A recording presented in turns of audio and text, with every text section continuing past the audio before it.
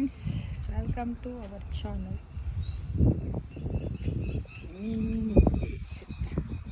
ఓకేనా ఫ్రెండ్స్, చూడండి ఫ్లవర్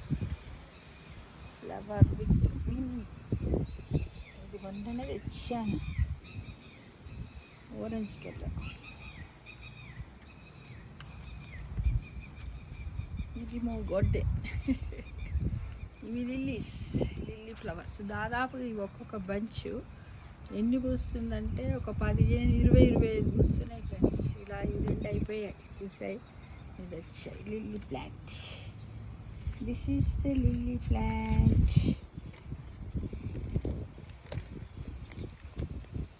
అయితే మనము సుభాషితాల గురించి తెలుసుకుందామా ఫ్రెండ్స్? సుభాషితాల గురించి తెలుసుకుందామా మరి? ఓకే, చూడండి లిల్లీ ప్లాంట్ మీ ముందు ఉంచుతున్నాను. లిల్లీ ప్లాంట్ ఫర్ మీ,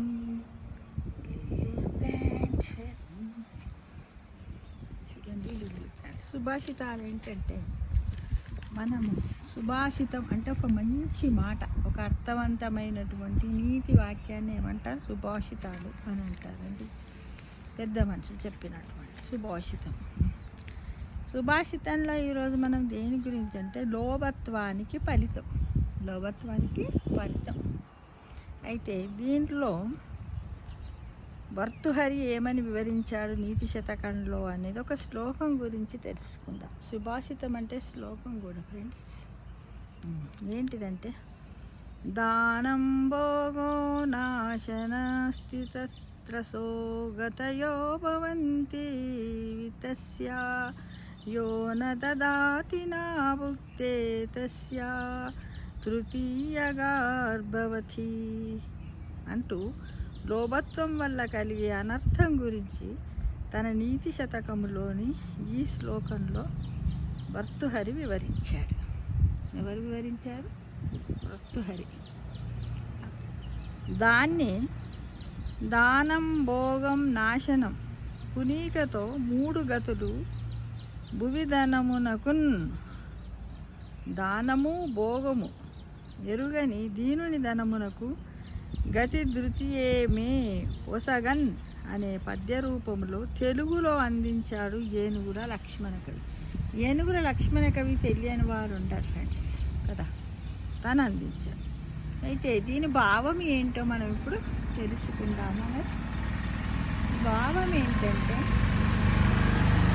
డబ్బు ఖర్చు కావడానికి 3 మార్గాలు. మొదటిది ఎవరికైనా దానం చేయడం, రెండోది తాను అనుభవించడం, మూడోది అది నాశనం కావడం. ఎవరికి దానము చెయ్యకుండా తాను ఖర్చు పెట్టి సుఖపడకుండా లోభత్వంతో దాచిన ధనము చివరకు ఎందుకు కొరగాకుండా పోతుంది, నాశనమైపోతుంది, దొంగల పాలవుతుంది. దానాన్ని భోగాన్ని ఎరుగని వాటి సంపదకు చివరికి దుర్గతే పడుతుంది అని ఎవరెవరు చెప్పారు? భర్తృహరి చెప్పాడు, ఏనుగుల లక్ష్మణ కవి గారు చక్కగా వివరించి చెప్పాడు ఫ్రెండ్స్. ఈ విధంగానే ఓకేనా మరి? Thank you for watching.